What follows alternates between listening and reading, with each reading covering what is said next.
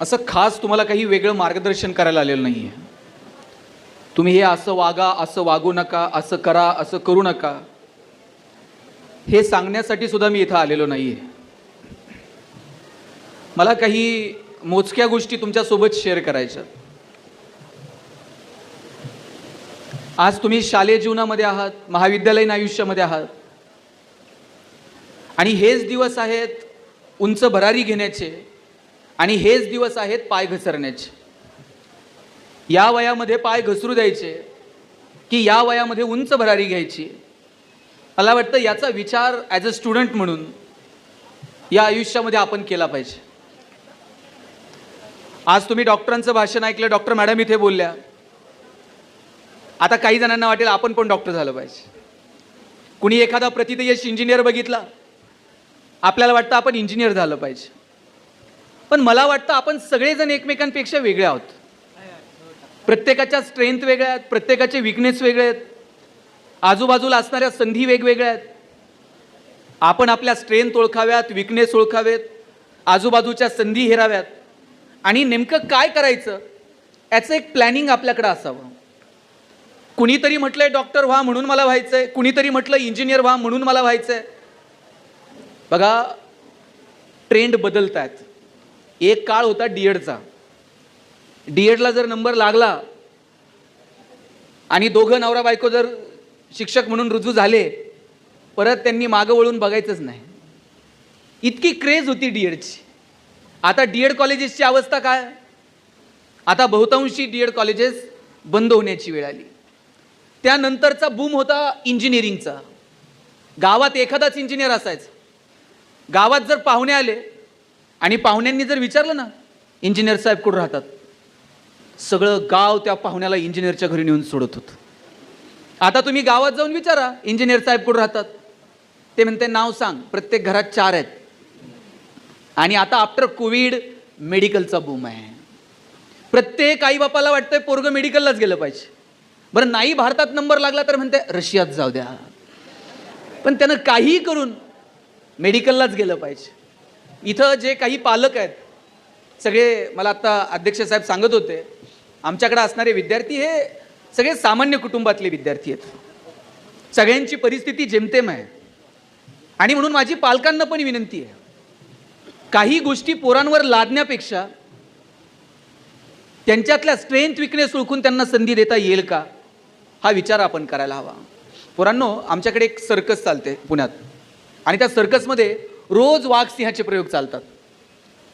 आणि एक लहान मुलगा कुत्र्याचं पिल्लू घेऊन आलं सर्कसमध्ये, आणि त्या सर्कसच्या मॅनेजरला म्हटला उद्या पहिला प्रयोग या पिल्लाचा झाला पाहिजे. सर्कसचा मॅनेजर म्हटला लोक वाघ सिंह बघायला येतात, हे पिल्लू कोण बघल? नाही, म्हटला हे पिल्लू विशेष पिल्लू आहे. म्हटले काय विशेष आहे? म्हणजे ते सुंदर पियानो वाजवतं. सर्कसचा मॅनेजर म्हटला पियानो वाजवतं? त्या पोरानं बॅगमधनं पियानो काढला, पियानो असा त्या पिल्लाच्या समोर ठेवला, ते पिल्लू सुंदर पियानो वाजवायला लागलं. मॅनेजर म्हटला उद्या पहिला प्रयोग या पिल्लाचा होणार. दोघांमध्ये गप्पा सुरूच होत्या. तेवढ्यात एक मोठं कुत्रं तिथे आलं.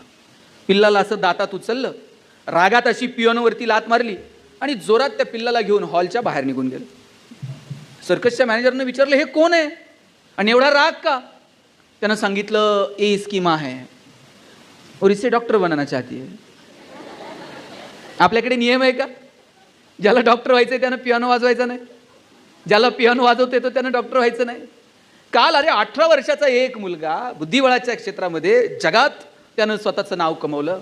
आणि आपण ते रील्स जर बघितले असतील, त्याच्या वडिलांना जेव्हा कळालं की अरे हा जगज्जेता झालाय, काय त्या वडिलांच्या डोळ्यातली भावना होती. पोरांनो, उद्या तुमच्यापैकी जर कोण कलेक्टर झालं ना, लाल दिव्याच्या गाडीत बसून यालीत.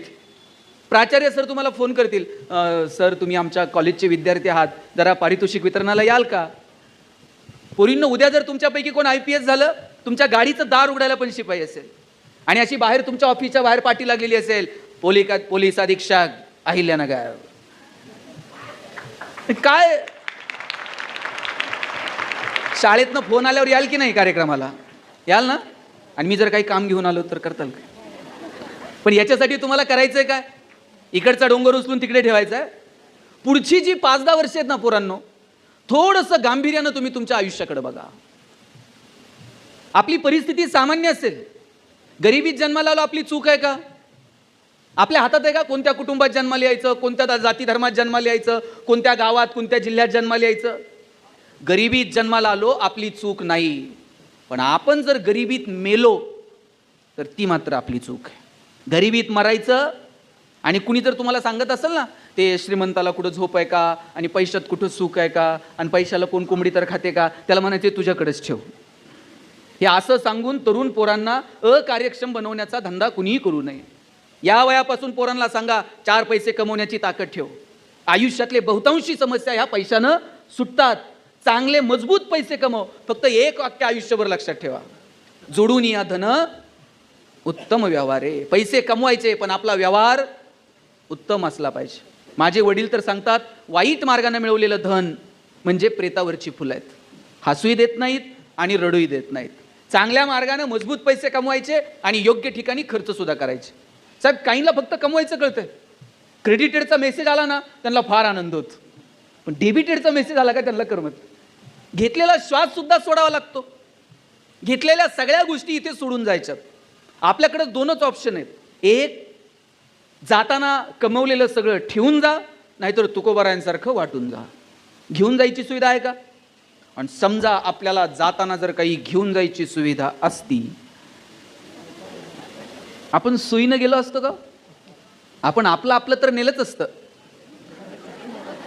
पण जाता जाता ह्याचं त्याचं आणखी कुणाचं काही घेऊन जाता येईल का, याची तरबीज माणसानं केली असती. आयुष्य खूप सुंदर आहे मुलांनो. जग बदलतंय, त्या बदलत्या जगानुसार बदला. आणि तुमच्यामध्ये प्रचंड एनर्जी आहे. एनर्जी कॉन्झर्वेशनचा नियम आहे. एनर्जी नव्यानं क्रिएट होते का? क्रिएट होते का? डिस्ट्रॉय होते का? ती क्रिएट पण होत नाही आणि डिस्ट्रॉय पण होत नाही. एनर्जी फक्त एका फॉर्ममधून दुसऱ्या फॉर्ममध्ये. आता एखादा फॅन फिरतोय, फॅन फिरताना काय होतं? पोटेन्शियल एनर्जीचं रूपांतर कायनेटिक एनर्जीमध्ये होतं. तशी तुमच्यामध्ये कमालीची एनर्जी आहे. एखादा पोरगा बेंचवर उड्या मारतोय, हां, त्याचं आता उड्या मारणं बंद करायचं. काय कराल? हातपाय बांधून त्याचं उड्या मारणं बंद करता येईल का? ती एनर्जी फक्त डायव्हर्ट करावं लागेल. त्याला सांगावं लागेल, उड्याच मारायच्यात ना, बेंचवर नाही, चल बरं जरा स्टेजवर गॅदरिंगच्या दिवशी तालासुरात उड्या मार. कदाचित लोक म्हणतील तू नाचतोय. एखादा जोर जोरात ओरडतोय, त्याचं ओरडणं बंद करायचं. तोंडात बोळा घालून त्याचं ओरडणं बंद करता येईल का? त्याला सांगावं लागेल, ओरडायचं आहे ना, हां मी सूर लावते जरा सुरात. लोक म्हणतील तू गातोय. एखादा शिव्या देतोय, त्याचं शिव्या देणं तुम्ही कसं बंद करणार आहात? छडी घेऊन नाही बंद करतायच. त्याला सांगावं लागेल, द्यायच्यात ना, अशा नाही, इथे नाही. भारतात अजून अशी ठिकाणं आहेत जिथे द्याव्या लागतील. आपण ठरवूयात ना कुठे, कधी, कशा कशा पद्धतीनं. या लेकरांमध्ये असणाऱ्या एनर्जीला कोणत्या दिशेनं घेऊन जायचं हे सर्वस्वी मला वाटतं 1 ते विद्यार्थी, 2 त्यांचे शिक्षक आणि पालक, त्या सगळ्यांच्या हातात आहे. आणि इथं शिक्षकांची सुद्धा भूमिका खूप महत्त्वाची आहे. माझी इथे ज्या शिक्षिका बसलेल्या आहेत, मला तुम्हाला एक प्रश्न विचारायचा. दूधवाला जेव्हा तुमच्याकडं मॅडम दूध द्यायला येतो, तुमचं लक्ष कशाकडे असतं? दुधाच्या मापाकडे असतं, बरोबर? ते पण तुमचं लक्ष पहिल्या मापाकडे नसतं. त्याच्यानंतर ते एक वरतून धार टाकतं स्वतःच्या खुशीनं. आपलं लक्ष त्या दुसऱ्या धारेकडे असतं, त्यानं ती दुसरी धार उचली. पहिली तर त्याच्या बापाला द्यावं लागेल, पण वरतून स्वखुशीनं त्यानं ती दुसरी धार उचली का, त्याच्याकडे आपलं लक्ष असतं. बघा, तुम्हाला सिलेबस कंप्लीट करावं लागेल, पोरांच्या परीक्षा घ्याव्या लागतील, संस्थेच्या परिपत्रकानुसार काम करावं लागेल, शासनाच्या आदेशानुसार जी जबाबदारी देईल ते इच्छा असो नसो तुम्हाला करावी लागते. पण या सगळ्याच्या पलीकडे जाऊन गोरगरिबाची ही पोरं ज्या शाळेत शिकतायत, यांच्यासाठी तुम्ही काही वेगळी धार होता का? सिलेबसच्या पलीकडे जाऊन, आपल्या कर्तव्याच्या पलीकडे जाऊन यांच्या जडणघडणीसाठी तुम्ही काही वेगळी भूमिका घेता का? मला वाटतं याच्याकडे समाजाचं लक्ष असतं. आणि म्हणून माझी सगळ्या शिक्षकांना विनंती आहे, गोरगरिबाची पोरं शिकली पाहिजेत. लक्षात घ्या, ही पोरं जर शिक्षका इतकं पवित्र क्षेत्र कोणतं आहे मला सांगा. अहो, यातला कोणताही पोरगा अधिकारी होऊ द्या. मॅडम, तुम्ही जर भाजी मंडईत जर कुठं दिसलात ना, ते पटकन गाडी थांबून पायाला हात लावताय, मॅडम तुम्ही मला शिकवायला होतात. आणि कुणाच्या नशिबात आहे मला सांगा? हे फक्त आणि फक्त शिक्षकाच्या नशिबात आहे हे सगळं. तुम्ही म्हणाल आता पोरं बदलली आहेत, पहिल्यासारखा रिस्पेक्ट राहिला नाही. मला खात्री आहे आजही पोरं चांगली आहेत. तुम्ही सगळे बसून घ्या, एकही बोलणार नाही, बरोबर की नाही? शिक्षकांनी उभंच राहिलं पाहिजे का तुमच्या शेजारी? याच्यापेक्षा काय आपल्याकडनं? तुम्ही शांत बसावं म्हणून जर शिक्षकांना उभं राहावं लागत असेल तर पोरांनो, आपलं किती दुर्दैव आहे. शिक्षकांनी असं दिमाखात बसलं पाहिजे खुर्चीवरती आणि तरीही तुम्ही चुळबुळ न करणं हा विद्यार्थी म्हणून आपला विजय. तुम्ही बसणार का शांत पुढचा अर्धा तास? बघू हा मुलं शांत बसतायत का मुली. मग सरांनी तुम्हीच खाली बसलं तरी चालेल. बरं नाही दिसत की नाही? बसा मॅडम तुम्ही सगळेजण खाली. बघू आता मुलं शांत बसतायत का मुली शांत बसतायत. आणि माझी खात्री आहे ते बघा तिकडे 2-4 जण बोलतायतच. एक तरी मुलगी बोलतीये का? याच्यामुळे तुमची लग्न होत नाहीत.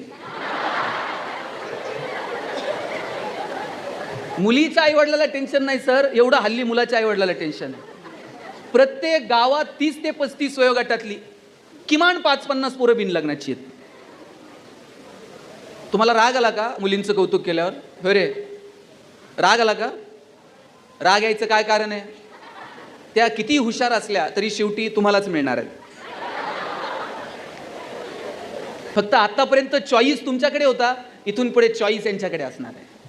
या 5-6 जणी कुठेतरी सेटल होतील, सुट्टीला कधीतरी नगरला येतील, एकमेकीला फोन करतील, ए चल जरा पुण्याला जाऊन येऊ. मग ती मैत्रीण विचारेल, बाई काय पुण्याला? ते मुलाचे वडील 2-3 महिने झाले फोन करतात, मुलगा बघून जा, मुलगा बघून जा. हा 5-6 जणी अशी गाडी घेऊन मुलगा बघायला निघणार. आपला भाऊ कुठेतरी दारात रांगोळी काढत असणार, आपण आरशाच्या पुढे इनबिन करून उभं राहायचं. त्या येणार असं सोफ्यावर पायावर पाय टाकून बसणार, आपण चहान पोहे घेऊन जायचे. ती असं डोळ्यात डोळे घालून विचारणार, का रे स्वयंपाक जमतो का? पोरींनी जर होकार दिला तर लग्न ठरतील, अशी इथून पुढची परिस्थिती आहे. आमच्याकडे तर साहेब 35 वय झाले, एकच लग्न जमेना. त्याच्या मित्रानं सांगितलं, म्हटलं तू टेन्शन नको घेऊ, मुलीकडचे बघायला आले ना पगार वाढवून सांगायचा. म्हटलं मुलीच्या वडिलांनी विचारलं पगार किती? बरं यांना अंदाज घेऊन सांगायचं ना. हे म्हणताय 1.5 लाख. मुलीचे वडील म्हणले तुझ्याकडे बघून तर वाटत नाही 1.5 लाख असेल. हे म्हणते नाही, तसा फिक्स 1.5 लाख आहे, कटिंग करून 8,000 हातात देतो. म्हणे तुम्ही किती दिवस फसवणार?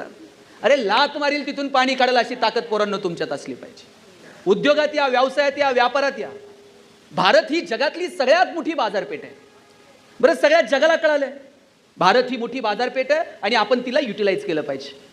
चायनाला कळतंय भारतात आणून काय विकायचं.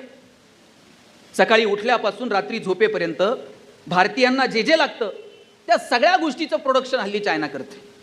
जपानला कळतंय भारतात आणून कोणतं इलेक्ट्रॉनिक गॅजेट्स विकायचे. अमेरिकेला कळतंय भारताला काय प्रोव्हाइड करायचं. इस्रायल सारखा एवढासा देश आहे हो, पण शेतीच्या क्षेत्रात कुठल्या कुठे निघून गेला. आणि काय कारण आहे? ही माणसं बदलत राहिली, नवनवीन टेक्नॉलॉजी स्वीकारत राहिली, जाहिरातीच्या नवनवीन प्रणाली स्वीकारल्या. जग हे एक मोठी बाजारपेठ आहे असं समजून या मानसिकतेतून या लोकांनी काम केलं. पण आमच्या डोक्यात एकच आहे, नोकरी लागली पाहिजे. ह्याच्या पाया पड, त्याची चिठ्ठी आण, मार्केट कमिटीत तर लागलं पाहिजे, बँकेत तर चिटकलं पाहिजे, पतसंस्थेवर तर लागलं पाहिजे. या मानसिकतेतून आम्ही कधी बाहेर येणार आहोत?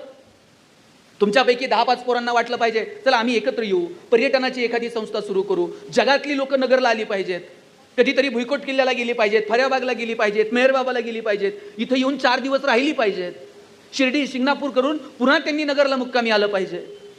काही मानसिकता आमची विकसित होत नाही. तुम्ही विना पाटील नाव ऐकलंय का मुलींनो? केसरी टूर्स नाव ऐकलंय? 750-850 कोटी रुपये उलाढाल आलाय. आणि काय व्यवसाय? लोकांना फिरायला घेऊन जाणं. का आम्ही हे बदल करायचे नाही? मी जेजुरीला गेलो होतो, 4-5 मुलं मुली तिथं आले होते आणि ते जेजुरी गडाचे फोटो काढत होते. मी त्यातल्या एकाला विचारलं काय करता रे फोटो काढून? पोरगा मला म्हटला दादा किती दिवस बॅनर लावायचे, चलो दुबई, चलो सिंगापूर. म्हटलं मग? म्हटलं मी दुबईत बॅनर लावणार आहे, चलो जेजुरी. दुबईतली लोक जेजुरीत आणतो का नाही बघा म्हटलं. आणि म्हटलं आणून करणार काय? काय नाही म्हणला, खालून वर गडाव त्यांना पायपाय घेऊन जाणार आणि एकदा का ते घामाघूम झाले मग त्यांना लेक्चर देणार किती कॅलरीज बर्न झाल्या. आणि रात्री म्हणला 2-2 हजार रुपये तिकीट काढून त्यांना जागरण गोंधळ ऐकायला लावतो का नाही बघा म्हटलं. असं वाजून बाजारात तुम्हाला खणखणीत नाणं विकता आलं पाहिजे. म्हणून विक्रीची कौशल्य आत्मसात करा. अरे ज्यानं कुणी 20 रुपये लिटरनं पाणी विकायला सुरू केलं असेल बाटलीत, लोकांनी वेड्यात काढलं असेल. अरे पाणी कुठे विकायची गोष्ट आहे का? दूध आमचं 20 रुपये लिटरनं जायना, तुम्ही पाणी विकायला लागलाय. पण आज तुम्ही कोणत्याही कार्यक्रमात जा, पाण्याची बोटल आहे, सवय लागली लोकांना. पूर्वी तांब्या असायचा, फुलपात्र असायचं, आता तांब्या फुलपात्र राहिलं नाही. आणि ठेवलं तर कोण पितंय? कुठून आणलंय कुणाच ठाऊ. तांब्या फुलपात्र मला वाटतं फार फार तर हल्ली सुपारी आणि साखरपुड्यात अजून असेल आणि काही दिवसानं तिथं पण दिसणार नाही. गुरुजी सांगणार मुलाचे मामा बाटली घेऊन या. काळ बदलतोय. हा कॅमेरा कोणत्या कंपनीचा आहे दादा? पाणी कोणता? आता कॉडॅक आहे का हो बाजारात? आता कॉडॅक दिसत, आणि एक काळ काय होता, फक्त कॉडॅक. कॉडॅकचा इतका जमाना होता. ही जी पिढी आहे ना, यांचे सगळ्यांचे लग्नाचे अल्बम चेक करा, 100% कॉडॅक. आणि त्यात रोल असायचा, 36च फोटो निघायचे. आणि म्हणजे नेमका नवरा नवरी हार घालायला आणि फोटोग्राफरचा रोल संपायला 6-6 महिने अल्बम मिळत नव्हते. नवरदेवाने जर विचारलं त्या अल्बमचं काय झालं, फोटोग्राफर म्हणणार फोटो धुवायला दिलेत. कोणत्या नदीवर जात होतं कुणास ठाऊक. आता कॉडॅक बाजारात. आमच्या पिढीनं, शेखर, कॉलेजला असताना पहिला फोन जर कोणत्या कंपनीचा घेतला होता, नोकिया. आता नोकिया आहे का? का नाही आहे? अँड्रॉइड टेक्नॉलॉजी नोकियानं स्वीकारली नाही, म्हणून नोकिया बाजारात नाही. तुम्ही नवीन तंत्रज्ञान जर स्वीकारलं नाही तर तुम्ही टिकू शकणार नाही. मला आठवतंय 4 वाजता मराठी पिक्चर लागायचा टी व्हीला. धूमधडाका, थरथराट, लक्ष्मीकांत बेर्डे, अशोक सराफ, आणि मध्येच एक जाहिरात लागायची. आता तुम्हाला ती आठवत नसेल, पण तुमच्या सगळ्या शिक्षकांची जाहिरात पाठ असणार. लाईफ बॉय है जहा, मागून आवाज आला, तंदुरुस्ती है वहा. आणि लाईफ बॉयच्या जाहिरातीमध्ये फुटबॉल खेळणारी पोरं दाखवली होती. भारतामध्ये कधीच फुटबॉलची क्रेज नव्हती, पण लाईफ बॉयला विचारायचं कोणी? मोनोपोली होती त्यांची बाजारात. पण त्यानंतर लक्स मार्केटमध्ये आला, आणि आता लक्सची जाहिरात कोण करत होतं?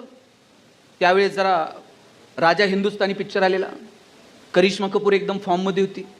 लक्सनं करिश्मा कपूरला ब्रँड अँबॅसिडर केलं. आता लक्सनं करिश्मा कपूरला ब्रँड अँबॅसिडर केल्यावर फुटबॉल खेळणाऱ्या पोरांकडे कोण बघताय का?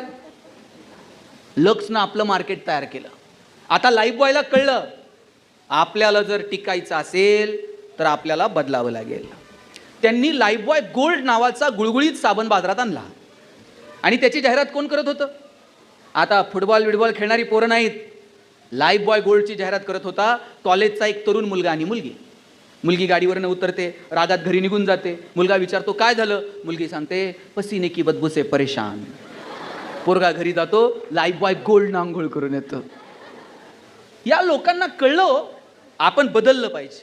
कोविडमध्ये डॉक्टर साहेब एक तरी साबण अशी जाहिरात करत होता का, आमचा साबण सुगंधी आहे? कोणता साबण अशी जाहिरात करत होता का, हा साबण लावल्यावर तुम्ही गोरे व्हाल? कोविडमध्ये कुणाला गोरं व्हायचं पडलं होतं? इथं प्रत्येक साबण एकच जाहिरात करत होता, 99.9% कीटाणू से मुक्ती. कोविडमध्ये संतूर मम्मी बिम्मी सगळं बंद, फक्त कीटाणू आणि मुक्ती. आणि साहेब मला मोती साबणाचं गणित अजून समजलेलं नाही. मोती वर्षभर कुठं असतंय काय माहित, ते दिवाळीलाच येत आहे. वर्षभर झोपतंय, दिवाळीला म्हणतंय उठा उठा. मोती साबणानं आंघोळ करायची त्यानं ठरवून घेतलंय. वर्षभर कुणाला काय करायचे ते करू दे, आपलं मार्केट दिवाळीला. तुम्हाला मार्केट कळलं पाहिजे, तुम्हाला बाजारातली व्यवस्था कळली पाहिजे, मार्केटिंगच्या नवनवीन प्रणाली तुम्ही विकसित केल्या पाहिजे, नवनवीन तंत्रज्ञान आत्मसात केलं पाहिजे. पण आपलं झालंय काय माहिती आहे का, आम्ही सगळेच जबाबदार आहोत. आम्ही हंटर घेऊन पोरांच्या मागे लागलोय, एवढेच मार्क पडले पाहिजेत. 89% मार्क पडले तरी आईबापाला टेन्शन आहे. मी म्हटलं एवढं टेन्शन का? नाही म्हणले पोराला 90 पडले नाहीत. म्हटलं तुम्हाला दोघांना 10वीत किती होते? आईच्या आणि बापाच्या मार्काची बेरीज केली तरी 90 होत नव्हती, आणि त्यांना 90 मिळाले नाही मुलाला, याचं टेन्शन होतं. मार्क जरूर मिळवा, मार्क मिळू नका या मताचा मी नाही, पण केवळ आणि केवळ तुमच्या गुणपत्रिकेला आली गुणांची सूज म्हणजे तुमची गुणवत्ता नाही. ठराविक एखादी एक्झाम डोळ्यासमोर ठेवायची, नीट क्रॅक करायची, CET क्रॅक करायची, अमुक एखाद्या कॉलेजला आपण कधी 7-8 डोळे उघडे ठेवून समाजाकडे बघणार आहोत? पोरांनो, तुम्हाला समाजातले प्रश्न कळले पाहिजेत, समस्या कळल्या पाहिजेत, माणसं कळाली पाहिजेत, निसर्ग समजला पाहिजे, समाज कळाला पाहिजे, अर्थकारण समजलं पाहिजे. मी आता चेंबूरला डॉक्टर होमी भाभा इन्स्टिट्यूट आहे, तिथे व्याख्यानाला गेलो होतो 6 महिन्यापूर्वी. सगळे सायंटिस्ट होते, आणि तिथली एक एक्झाम असते, आणि ती क्रॅक करून मग तिथे ॲडमिशन तुम्हाला मिळतं, गेट थ्रू पण तिथे जातात. साहेब तिथं जे स्टुडंट होते, मला बोटावर मोजणे इतकी पोरं सुद्धा महाराष्ट्रातली मिळाली नाहीत. बहुतांशी मुलं ही पश्चिम बंगाल वगैरे त्या भागातून, त्यांना वाटतंय की आपण सायंटिस्ट व्हावं. आम्ही आमच्या पोरांच्या मनावर डॉक्टर इंजिनियरच्या पलीकडे जाऊन सांगायलाच तयार नाही होत. का वाटत नाही आपल्याला आपण सायंटिस्ट व्हावं? का वाटत नाही उद्योगात यावं? BSc ॲग्री जरी केलं तर पोराला वाटतंय नाही स्पर्धा परीक्षा देऊ आणि अधिकारी होऊ. अधिकारी झाला त्यात काही चूक नाही, चांगली पोरं प्रशासनात आली पाहिजेत, पण BSc ॲग्री झालेल्या 10-5 पोरांना तर वाटलं पाहिजे शेतीत मी काहीतरी बदल करेल. साहेब मी आज कृषी परिषदेचा संचालक म्हणून काम बघतो. 50-60 वर्ष गेली आपल्याला हे कळायला की पाणी हे पाटाला द्यायचं नसतं, पिकाला द्यायचं असतं. आपण 50-60 वर्ष पाटालाच पाणी देत होतो. अरे पाणी पिकाला द्यायचं असतं. मग ड्रीप इरिगेशन वगैरे सिस्टीम पुढे आल्या. आता आम्ही नवीन टेक्नॉलॉजी विकसित केली. शेतकऱ्यानं खांद्यावरती पंप टाकून फवारा नाही मारायचा, त्यांना असं बांधावर बसायचा हातात रिमोट घेऊन आणि ड्रोननी फवारणी करायची. आणि आता नुसती फवारणीच नाही, काही दिवसांनी कांद्याची गोणी सुद्धा ड्रोनला बांधायची, बांधावून थेट भुसाऱ्यात. बदललं पाहिजे आपण, का बदलायचं नाही? आणि हे बदल जर आपण स्वीकारले नाही आणि आपल्या शिक्षणाचा उपयोग समाजातल्या बदलांसाठी जर आपण केला नाही तर काय करायचं? काय आपल्या शिक्षणाचा अर्थ आहे? सायन्स ग्रॅज्युएट झालेली पोरं अशी ट्रिप बीपला कुठेतरी जातात, शेंगा बिंगा टरपलं ते सगळं खाल्लेलं प्लॅस्टिकच्या पिशवीत बांधतात, 2-4 गाठणी मारून रस्त्याच्या बाहेर फेकून देतात. काय शिकलो आम्ही सगळे? मी बघतो शिकलेली आता मी इकडे बघतो हिंजवडीला वगैरे सकाळी घाई गडबडीत दोघं नवरा बायको गाडीवरनं निघतात, कचऱ्याची बॅग बाई मागच्या मागं गाडीवर बसून फेकते कचरा कुंडीत. मला वाटतं यांनी IT असण्यापेक्षा ऑलिम्पिकला जायला पाहिजे होतं. नेम धरून त्या कचरा कुंडीत बॅग फेकतात. कितीतरी अस्ताव्यस्त पडलेलं असतं. एक गाय मुंबईला मरून पडली, तिचं पोस्टमॉर्टम केलं तर तिच्या पोटामध्ये साहेब 75-80 किलो प्लॅस्टिक सापडलं. समुद्रामध्ये प्लॅस्टिकचं बेड तयार झालं. पंजाब हरियाणामधून रोज एक कॅन्सर पेशंटची ट्रेन दिल्लीला जाते. आता आम्ही गावाकडे परवा हेल्थ चेकअप केलं. वय वर्ष 65च्या पुढच्या 15 ते 20 माणसांना इमिजिएट अँजिओप्लास्टीची गरज होती.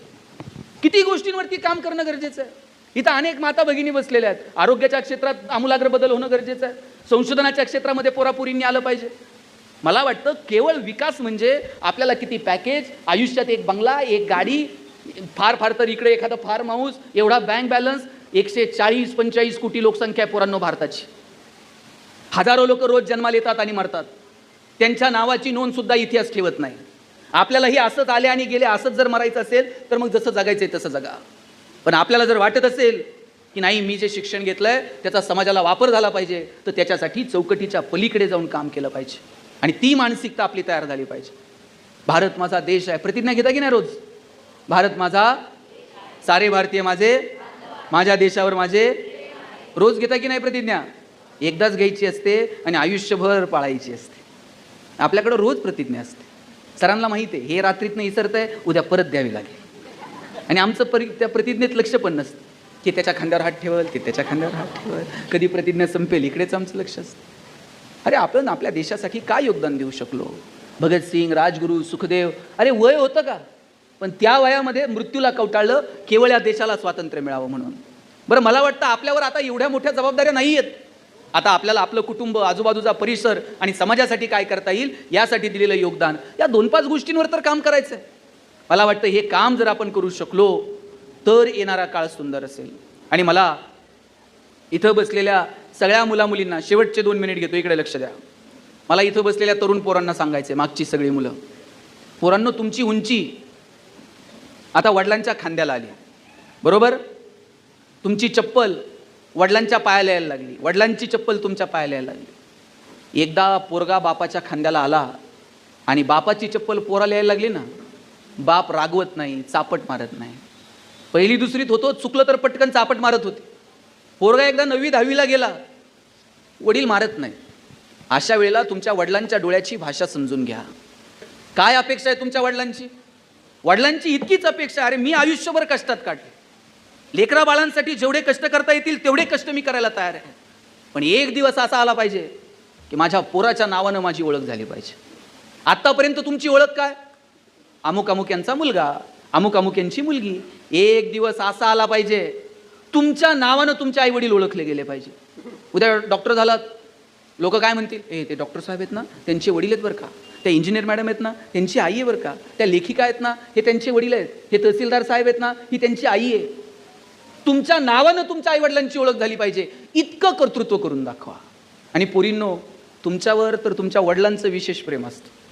माझा दावा आहे, वडिलांचं जेवढं प्रेम मुलावर असतं ना त्याच्यात थोडं तरी जास्त प्रेम बापाचं त्याच्या मुलीवर असतं. तुमच्यावर पण, मला काय भांडणं नाही लावायची तुमच्या, पण जे खरं आहे ते तुम्ही वडिलांना काही मागून बघा पोरांनो, वडील म्हणणार देतील पण 2 दिवस थांब, पगार हो दे, मग बघू.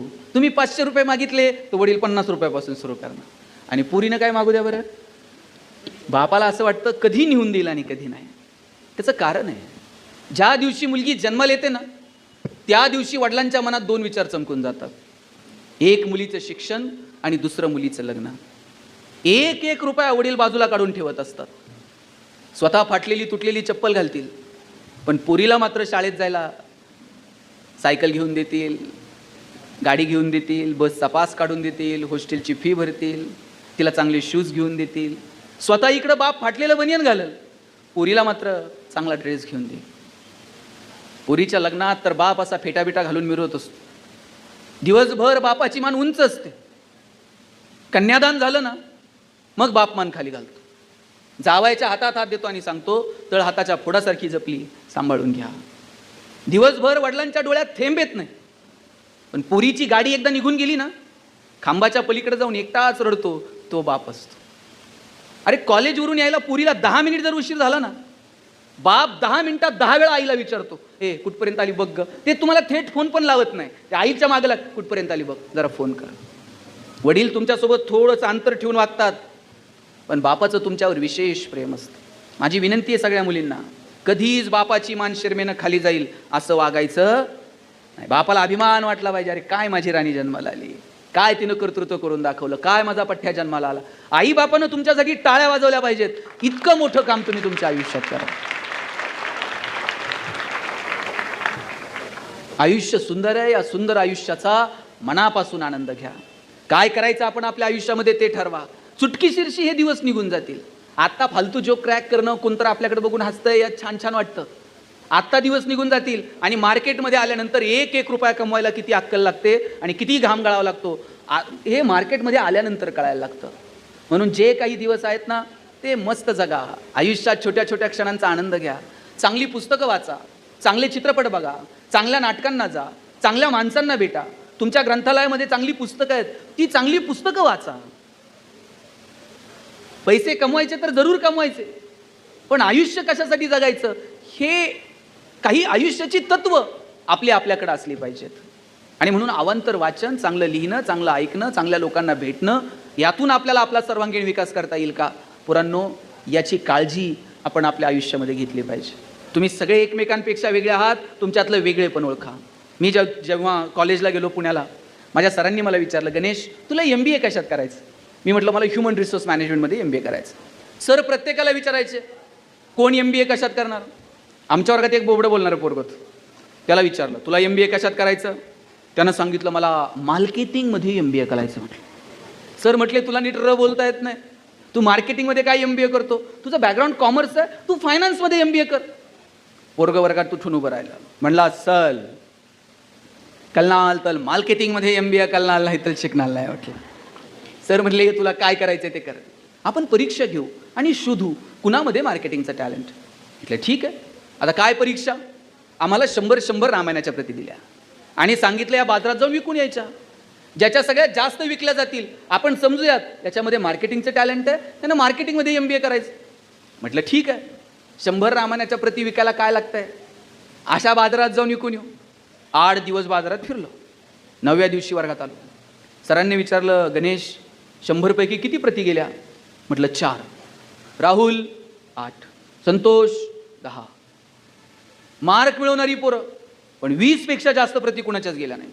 बोबडं बोलणारं पोरगं मागच्या बाकावर बसायचं. त्याला विचारलं तुझ्या किती गेल्या रे. म्हटलं सल 100च्या 100 प्रती विकून आलो. म्हटलं सर म्हटलं केलं काय, मार्केटिंगची कोणती स्ट्रॅटेजी, कोणतं रेफरन्स बुक. म्हटलं काहीच नाही, मी लोकांच्या दालात जायचो, बेल दाबायचो, लोक बाहेर यायची, लोक बाहेर आली की समोर लामायण ठेवायचो आणि सांगायचं हे लामायण विकत घेता का वाचून दाखवू. लोक म्हणायची वाचून नको दाखवू, तुझं रामायण विकत घ्या. बोबडं बोलणं विकण्याचा काय स्ट्रेंथ आहे, दाबून ठेवला असता तर स्ट्रेंथ ठरला असता का. आपण सगळे एकमेकांपेक्षा वेगळे आहोत.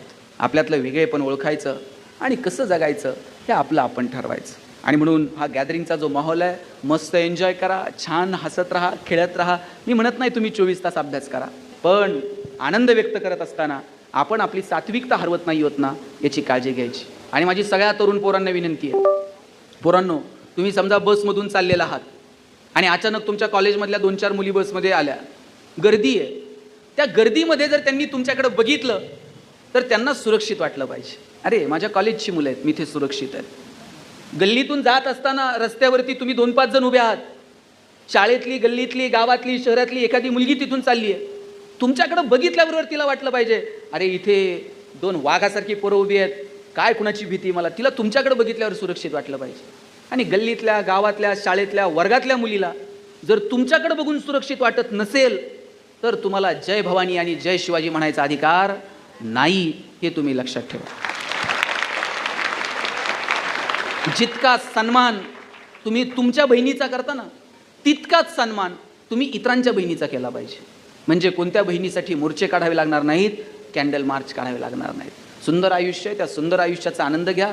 ज्या ज्या पोरांची परिस्थिती थोडीशी हालाकीची आहे, गरिबीची आहे, त्यांच्यासाठी मला जाताना सांगायचं आहे, अजिबात रडायचं नाही. ज्या ज्या छोट्या छोट्या गोष्टी आहेत त्या छोट्या छोट्या गोष्टींचा आनंद घ्यायचा. तुम्ही नशिबवान आहात की तुम्हाला मदत करणारी माणसं तुमच्यासोबत आहेत. आता बऱ्यापैकी बदल होत आहेत. आम्ही कॉलेजला यायचो, शेखर आम्ही बरोबर होतो, न्यूयॉर्क्सला निघालो ना तिकडनं केडगाववरनं, आम्ही सायकलवर यायचो. ह्या पोरांच्या तब्येती जरा बऱ्या होत्या, आम्ही किडकिडीत होतो.